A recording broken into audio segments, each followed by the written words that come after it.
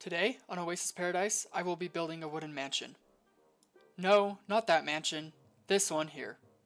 Since the last time I saw you guys, I've been logging on a few hours a day and mining. The clip you're seeing here was the second half of my mining session.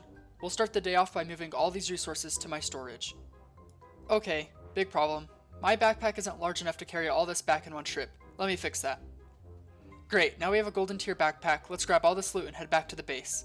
Now that we're back to the base, I can dump all this in here and see what the end result is. Wow, would you look at that, 242 diamonds.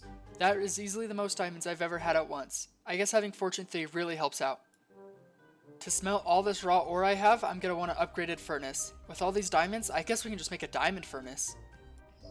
Since we need somewhere to sleep while we build a mansion, I thought what better than a campsite. We got a cozy tent and plenty of barrels for storage. Now, let's not waste any time and head over to the river. This here is where our mansion is going to be. For starters, let's clear some land.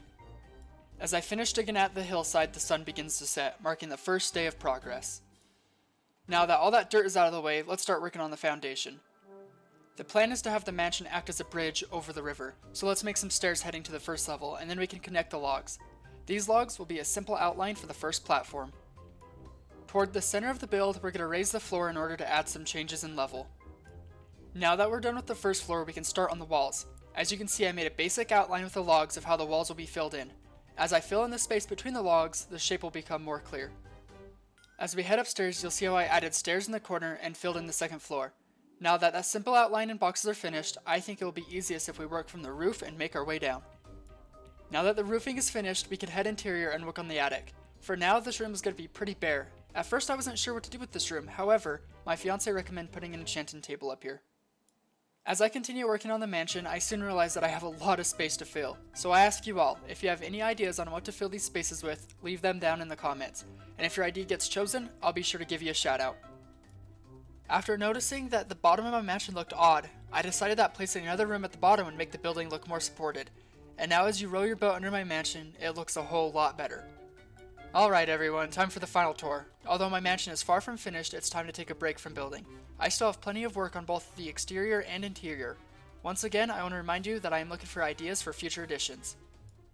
Starting with the rooms downstairs, I plan on having one of them for functional blocks that I don't want to have laying around the house. For example, this one has a random furnace. And over in the other one, I have all my refined storage equipment.